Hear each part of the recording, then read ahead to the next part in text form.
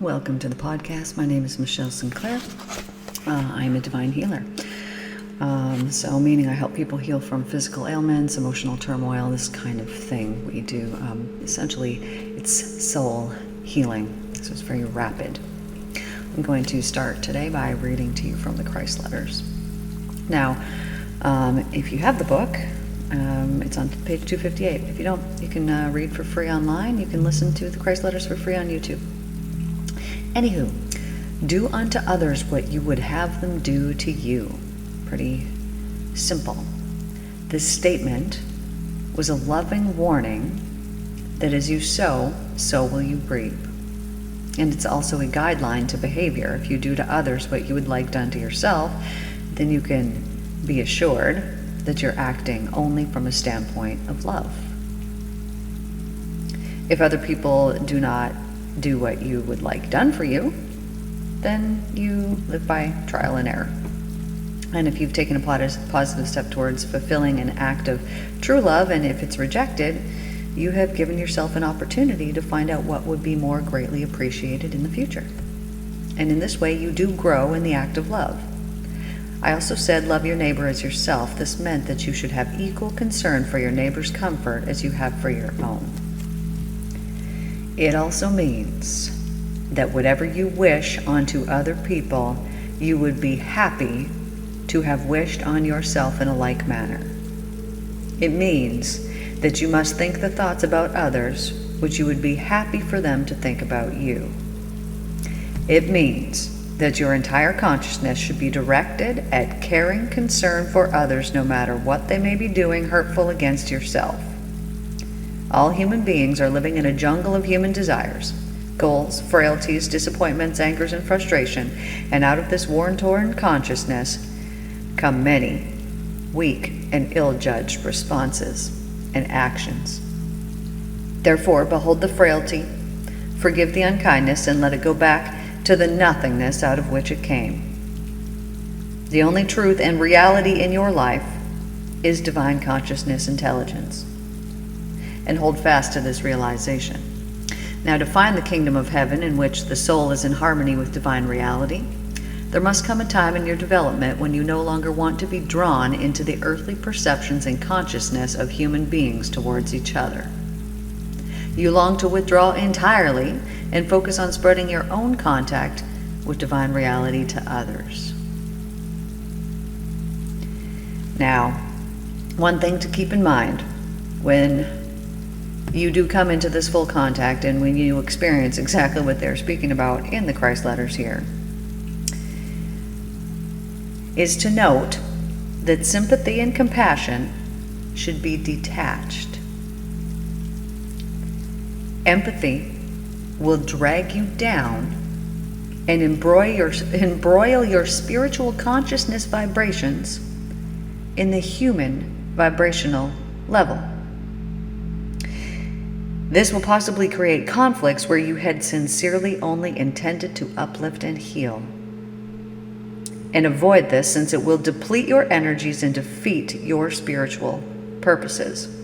Because pure love is concerned only with the upliftment and spiritual progress, healing, and achievements of the kingdom of heaven. Now, divine love is a warm and compassionate feeling, primarily charged with the longing to enable the loved one to grow, to create, be nourished, and nourished others, to be healed and to heal others, to educate and to educate others, and to protect and protect others, to fulfill his need and for him to fulfill the needs of others, all within a clear system of law and order. This is divine love in action. Now, I know that the Christ Letter says, having sympathy and compassion should be detached, and when I first read this and heard this, I was like, what? I don't get it. That doesn't make any sense. But then I very quickly understood, as it's truly explaining in here, but I'm going to explain that to you again in case you heard it and thought, what? That's weird. Thought the same thing that I did. Now, when you have sympathy and compassion, what happens? Let's say that you were just at this uplifted, amazing state of love and upliftment, and then something unfortunate happens to somebody else, and it's just natural for us to go, oh, it's okay, tell me what's going on, and provide your sympathy and your compassion. However, as you do that, and I just explained that scenario, you're in this heightened state of love and compassion and healing. You understand why that person is suffering. And you understand that they have done it to themselves through their thoughts. You understand how this has played out, why it has played out. And it's not that you are not sympathetic towards that person. You are, but your compassion and your sympathy that you have towards them is really towards the human condition, and that they are just in a period of unawareness, and you want desperately for them to be aware that, hey, you're suffering in this way and you do not need to be suffering in this way. You can prevent this from happening for yourself again here in the future. And so you are more invested in the teaching and helping in this way than you would be of lowering yourself down to their vibration, so that you can be on that vibration and listen to what it is that they have to say, because you cannot offer someone a solution from the same frequency that they created their problem from. So to hold your vibration in a loving state and to deliver a loving message, no matter whether it, no matter how it comes across. I know that sometimes I probably come across as a little bit harsh, right? If I'm saying, hey, you're not a victim to anything, because you're not. But we go through things, and when we go through them in our life, sometimes we don't remember, we don't understand. We're like, what? But I was a victim. They did this thing to me and I didn't do nothing. Well, if you could understand how it works, and that it is through your fears and through your worries and through your thoughts that hold vibrations, and through the words that come out of your mouth, and those words hold those same vibrations, same frequency. These thoughts that you hold, that you allow to repeat over and over and over, they cause harm to you when they are a harmful thought. For example, if you hold feelings of anger or resentment or unforgiveness or things like this, and you think about these things regularly throughout your day, every single time that you allow them to be there in your mind, every single time that you think about them, what you are doing is lowering your frequency at that very moment. You can understand this, right? Let's say, oh, you're so happy, things are going great, you're laughing, you're having fun with friends, you get a phone call, somebody does something to make you angry. What has happened? You've gone from one extreme to the other. You've changed your vibration from a high one to a low one. Now, this happened from an outside source, but typically it's you that's doing it all day long. You're just thinking thoughts all day long. You're thinking something in your head, then you're thinking something else in your head, and you're going up and down, and it's like you're on a wave of different vibrations of feeling good and feeling low. Now, if you could understand, which I will explain to you very clearly now, that these vibrations, these frequencies that you hold, that you allow to be there, they go out from you. They do not stay in you. This is why when you go in a room, you're picking up the vibes, right? You're picking up other people's energies. This is what I'm talking about. So your energies, they're not contained within your body. They underlie your body. And if you continually allow them to be there, you will develop physical ailments or disease. Because every time that they're low, your body cannot function at this lower energy, and so your body begins to break down. It's not getting the right message. It's not living in the divine frequency of love, where there's all healing, health, and nourishment, protection, provision, and all the good and wonderful things. No, you have taken that away as soon as you have lowered your vibration and you have aligned yourself with something other than the love. That is now the source that you are feeding and that you are getting fed from. What could be better than feeding the source of love and getting fed back from it? There's nothing. But what happens is that you hold these thoughts in your head throughout a day. So you're thinking things, and you're thinking, oh, I should go and do this. Oh, I hope I don't have to go do that. Oh, I'm going to go and do this thing over here. Oh, I hope that this doesn't happen. You see how I'm just explaining this here, how you're going from, oh, yay, to, oh, no. And so your vibrations are going from low to high and high to low all day long. And what is occurring during this time is those vibrations are going out from you, and they are imbuing, they are filling up all of the empty space that's all around you. And right, I say this, but the scientists call it space because they don't know what it is. But what it is basically creation sitting there in divine equilibrium. It's not created yet. It's just sitting there waiting for you to create. Find another video here. We can go in much deeper about that, but we're not going to talk about that today, of exactly how that works. But they are here on the page. There's several of them. But what happens is this frequency, this vibration that you have then sent out from yourself, it goes and it fills up this little empty space. And now depending on the amount, and let's say you're thinking about this all the time, something pops in your head every single day at some point in your head, that's too much. That's too much if it is a negative thing, because you are charging up that space that is around you, and it is going to be the creation of what you see in your visible reality at some point in the near or far or distant future. If you were to look at all of the things that happened to you in your life that were really disappointing or hurtful or this or that, and you were to really examine them, and I was to take you into a subconscious state, because I do this with my people, and I say, okay, now this thing has happened.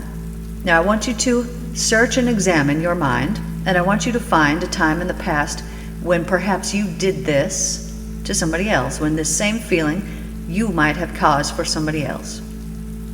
Well, they'll search, maybe they'll find something. Okay, well, if it comes up with a no, I never did that to anybody else. Okay. Did you ever fear that this would happen to you, and did you repetitively think about it? Well, yeah, I guess I did fear that. This is the cause. It does not necessarily mean that because somebody did this horrible thing to you that you went and you did that same horrible thing to somebody else. No, that is not what it's saying, but you indulged in those vibrations as if that thing was happening. Now let's say that you had this fear. I'll give you my example. And I didn't even know that it was a fear. It was just a vision that I was having. But I was having this vision of my ex cheating on me with hookers. And lo and behold, it was happening. Now, however, this was happening years prior to the actual acts of that playing out and that actually happening. Years prior. I'd have these visions, I would see it, and I was like, what is going on? But I would allow it to be there. I would allow myself to indulge in that low frequency, hurtful, anger building thought. And so when I look, and when this finally played out, it was like, man, I did it. I did it to myself. Now, I understand, yes, he did it. But it was a gift. So even though I had created this negative thing through the frequencies that I had been emitting, it turned around and it was a gift for me, because it set me free from him, set me free from that environment. I don't know, I could make you a list of 200 things why it was a positive thing. But at the time, it did not feel this way. It felt horrible. I felt like a victim. I wanted to kill myself. I wanted my life to be over. And this lasted for about 6 months of feeling that way. Now, through my study of the Christ letters and through, I used to listen to Esther Hicks, because she's somewhat got it. Talking about, what you should think about and what you should speak about and whatnot. She just leaves the divine out of it for some reason.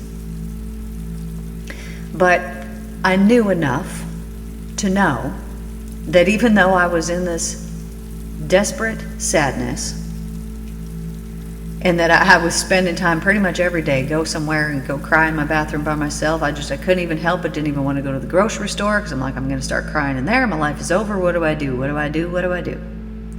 But through my study and my knowledge, I knew that I couldn't allow these low frequency vibes to be there for too long.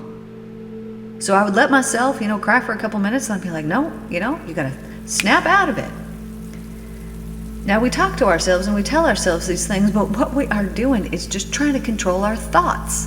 That's all we're doing, is we're trying to control the thoughts that we're having. Because I remember saying, when I found everything out that he'd been doing, and I remember saying, like, everything has changed now. Everything has changed. And my ex-brother-in-law said to me, he goes, no, nothing has changed. Everything is exactly as it was, but you just now have information that you didn't have before.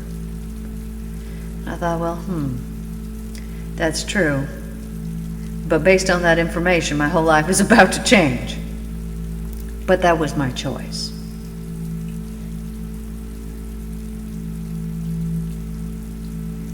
Now, when I look on these things and I think of everything that I was going through, I would allow myself, a certain amount of minutes to feel a certain way because I didn't want it coming back to me. How I got myself out of it was when I went to my cabin, and I went there to forgive him because I was so bitter. How dare you do this to me? Was how I was feeling every day. How dare you? How could you betray me like this? I've been with a man for over friggin' 20 some years. And I thought, like, you wasted all my time. Like, I was so bitter. And so when I go up to my cabin, I'm like, I have to forgive this man. I have to forgive him because I cannot go on like this. I couldn't live my life like that for another freaking minute. I couldn't take it. So I went up there, and within no amount of time, I had forgiven. I had forgiven him because I had seen I had done it myself. I had seen I was the creator of it, that I had allowed myself to be in those frequencies of whatever those visions were that I was having. And I had, at this point, I was still in it with him. I hadn't left. But during that time, I gained the enlightenment that I had so been seeking. And I did it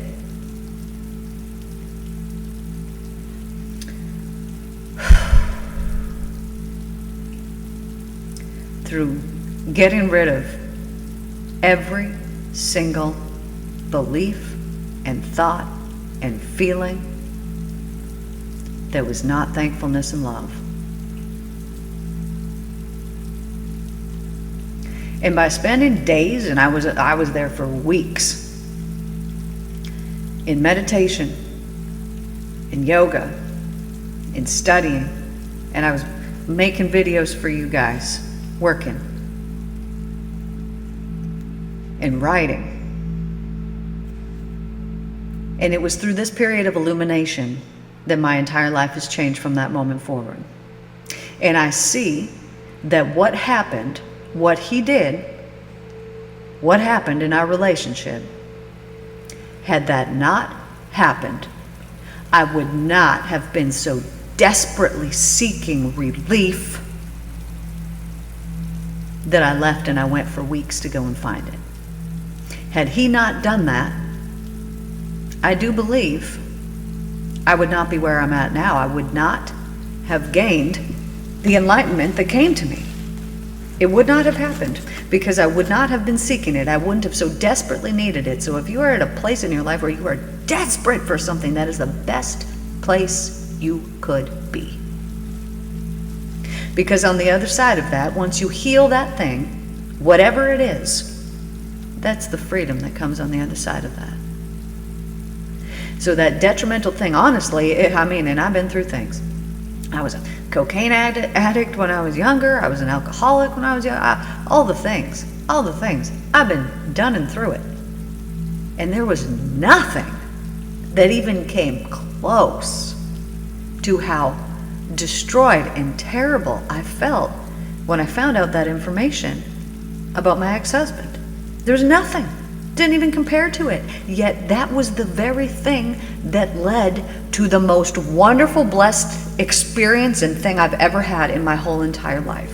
And so how could you be anything but so grateful and thankful? It could make me cry. I'm so thankful that it happened exactly the way that it did. What a blessing. What a blessing. Now moving forward, after gaining that illumination and understanding, well, it makes you be a much better person because you realize even little tiny things that you do can affect other people. And so you want to be perfect. Now here's the secret. We all are, but they tell us, oh, you're not perfect. Nobody's perfect, but we are. Even him doing this to me, he was still perfect when he did it. Thank you. He did this thing to me and it led to my enlightenment. What What more perfection could you ask for? He was playing out the exact role that he was here to play out. What a beautiful thing that is. You see that there is no good or bad or right or wrong, but it is our thinking that makes it so. And you might say, well, yes, there's good and bad and there's right and wrong. And you're right. I mean, in a way, I'm not going to go out there and harm children. I'm not going to do any of these things, that we would consider very wrong because they're, very wrong. But at the same time, if you came here and you were harmed as a child, you could either play yourself out as a victim for the rest of your life, or you could heal from that thing that was so terrible and so horrible, and you could come out and be the strongest, most amazing, powerful person on the other side of it. But it all depends on how you view it.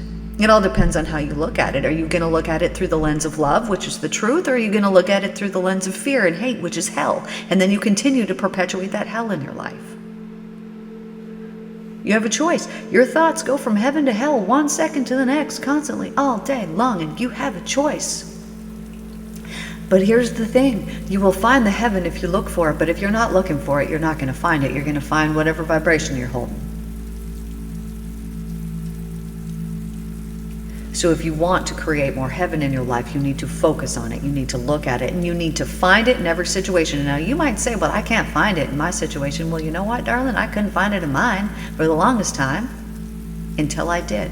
This is what I help my clients do when they come here. They will have some type of root, some type of emotional wounding that is the cause of their suffering and their pain. And it is all beliefs that they hold within them because of some incident, some traumatic thing that happened to them in the past. Now, I'm not saying traumatic, traumatic's different for every single person. I say, my husband cheating on me, that was traumatic. Somebody else might not think that that's a big deal. So our traumas are completely, what's big to you is not big to me. What's big to me is not big to you. We're all different. We all get wounded in different ways.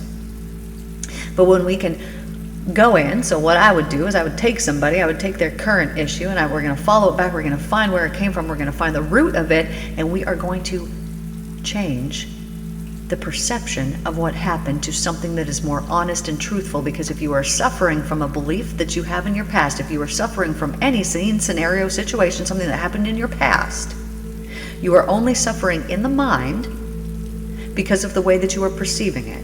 And typically we put ourselves as the person to blame. And we think, oh, we're not good enough. Oh, we've done this thing. Oh, whatever. And we hold this guilt and we hold the shame and we hold all these things within us, and these things are low and they're heavy and they weigh us down and they drag us down and they don't let us perpetuate ourselves. There's no movement going forward because we're so embroiled in the thoughts that we have in our head that we're just not making or taking any action. Nothing's happening.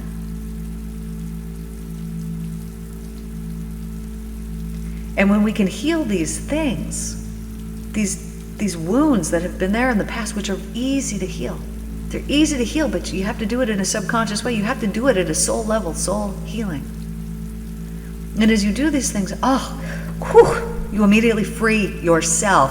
You feel lighter. You feel uplifted. When people finish a session with me, they're like, whoa, I just feel so much lighter. Sometimes they can't even talk. They can't even speak afterwards because they are so enamored with what just happened, but they'll have a smile on their face and they're like, wow, I just want to sit here for a minute and just kind of contemplate what happened. Because it is a miraculous, wonderful, amazing thing when something that you have been carrying around your whole entire life that you didn't even know that you were carrying around, you didn't even know you had it within you, all of a sudden is removed and changed and put in alignment with something that is more loving and divine. It completely changes everything for you. Just like that, so fast. And then people say, I should have come here years ago. Yeah, but you know what? You didn't, because you weren't meant to. You only come at the exact time that you were supposed to come because your suffering was necessary up until that point. There was something you needed to learn. There were some lessons that you needed to gain. There was something that had not come full circle yet.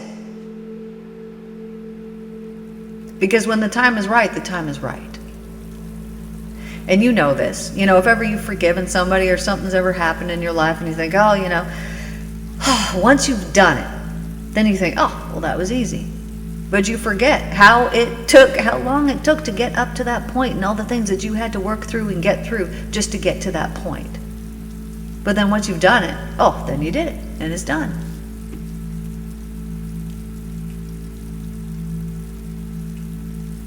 Now, I know that we started talking about what you do to others. Do you want to have them do it to you? I want to bring that back. Whatever you wish on other people, would you be happy to have wished on yourself in a like manner? Whatever thoughts you think about other people, would you be happy for them to think them about you? And if you would, keep doing what you're doing. And if not, then that's the thing here today that we can let go of.